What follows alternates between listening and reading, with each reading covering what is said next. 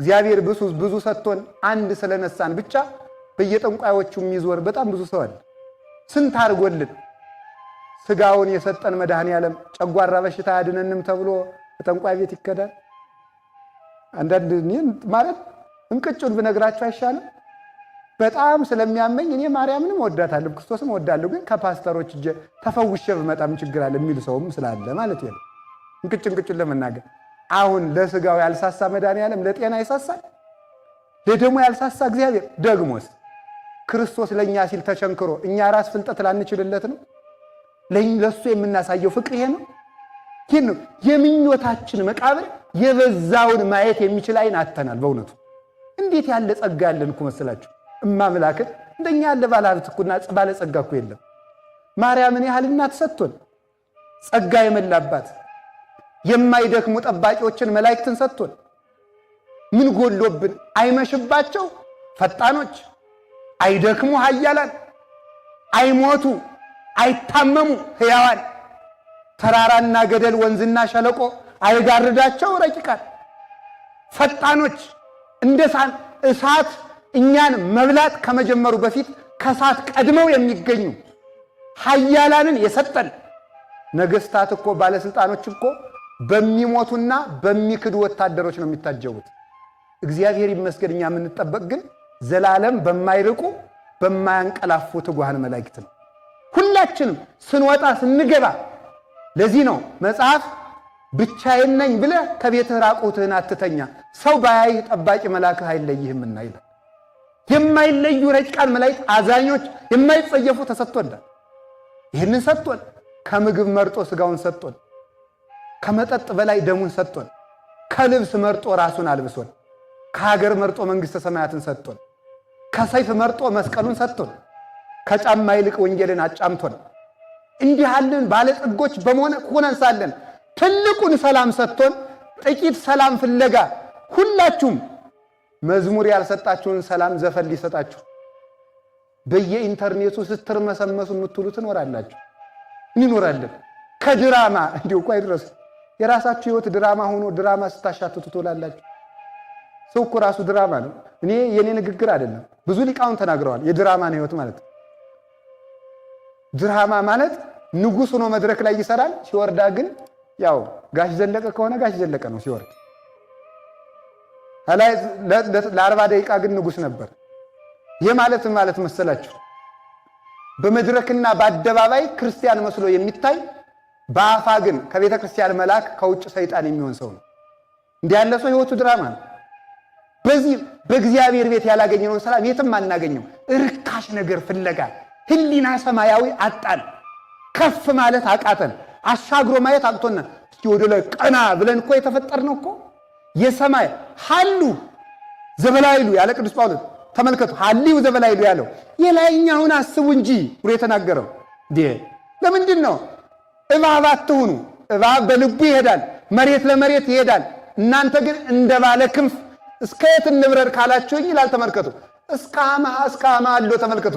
እስከ ሀበ ሀሎ ወልደ ጓለመያው ይነብር በየማነ አቡሁ።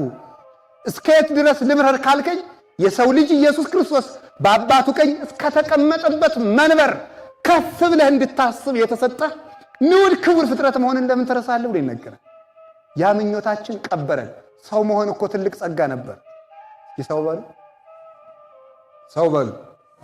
ሰው በራሱ እኮ ሰውነት እኮ ራሱ አምላክነት ነው። ሰውነት ራሱ አምላክነት ነው። ሰው መሆን ሰው እኮ የእግዚአብሔር መልክ ነው።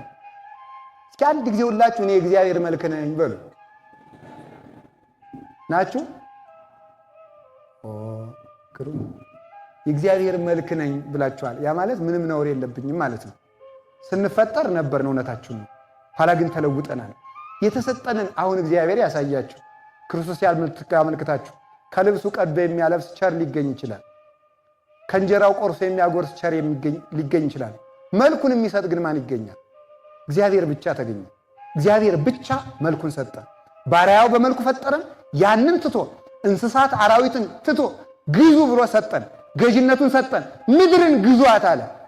እንስሳቱን፣ አራዊቱን፣ ውሃውን፣ ገደሉን ግዙ። ሌላው እኮ መላእክት እኮ የተፈጠሩት ለሰው አገልግሎት ነው። ሰውን ለመጠበቅ ነው።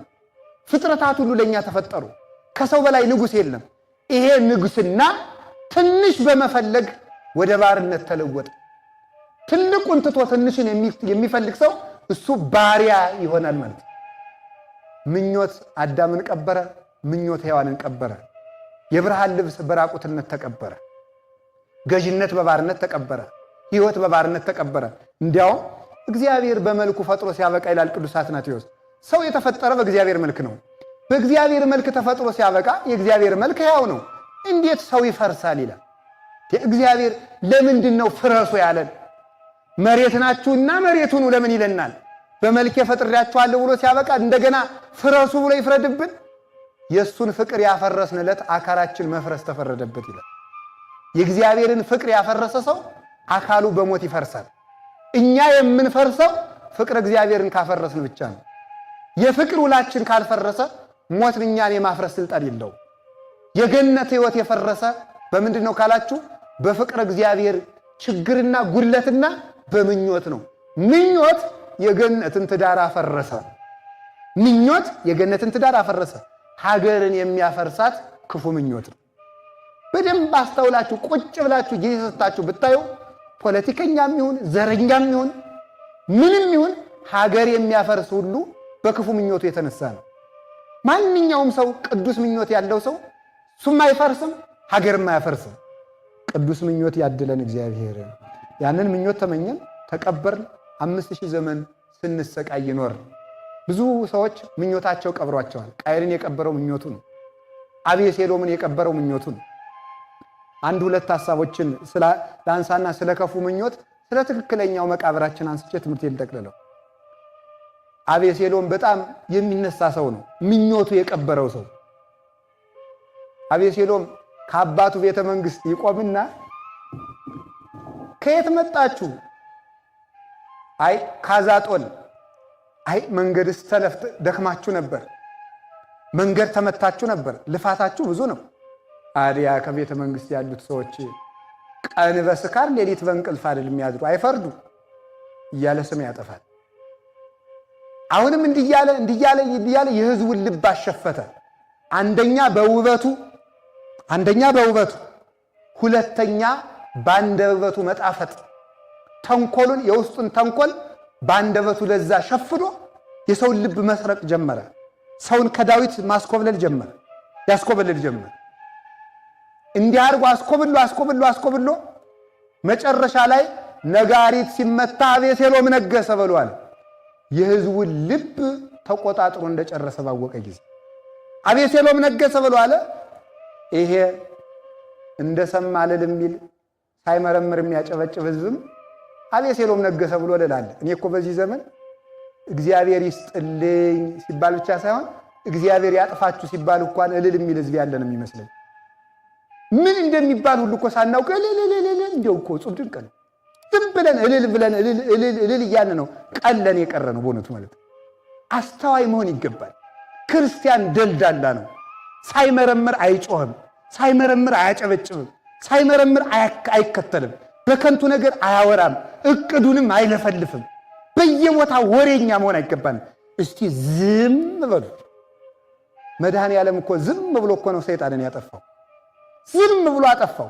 ዝም ሰንበትን ሽረሃል፣ ዝም ሕግ ሽረሃል፣ ዝም በደል ፈጽመሃል፣ ዝም እርኩስ ምራቅ ሲተፉበት ዝም፣ ሲገረፍ ዝም፣ ሲጎትቱት ዝም፣ ሲቸነክሩት ዝም፣ ሲወጉት ዝም። ዝም አለና በሥራ ተናገረ። እንግዲህ እስኪ የሰማይ አምላክ አለን ብላችሁ ከሆነ እኔን የሰቀላችሁት ሰማይን የፈጠረ ማን እንደሆነ ተመልክቷልና ፀሐይ፣ ጨረቃ፣ ከዋክብትን አጨለማቸው። በቆማችሁበት ምድር ተመክታችሁ ከሆነ መሬትም ቢሆን የኔ መሆኗን እዩ አለና አለቱን ሰነጠቀው። በምትመኩበት መቅደስ ከሆነ የምትመኩት መቅደሱም ቢሆን የኔ ነው አለና መጋረጃውን ከሁለት ቀደደው። ከሙታን እንነሳለን ብላችሁ የምትመኩ ከሆነ የሙታን አምላክም እኔ ነኝ ብሎ ሙታንን ከመስቀሉ ስር አስነሳቸው። ዝም ብሎ በስራ ተገለጠ። ክርስቲያን በስራ ይናገራል፣ አይለፈልፍም። የጀብደኝነት ክርስትና ሊቀርብን ይገባል። የፉከራ ክርስትና እንዲህ እናደርጋለን። በፉከራ ሰይጣን ይሸነፋል። በጀብድነት በፉከራ እንዲሁ ዝም ብሎ በመለፍለፍ። አሁን እኛ እዚህ እያልን ስለፎከር ሰይጣን ይሸነፋል። ወይ ጉድ! ሰይጣን በሰልፍ አይሸነፍ። ሰይጣን የሚሸነው በልብ ስራ ነው። ሰርተን እንድንገለጥ መድኃኔዓለም ይርዳል።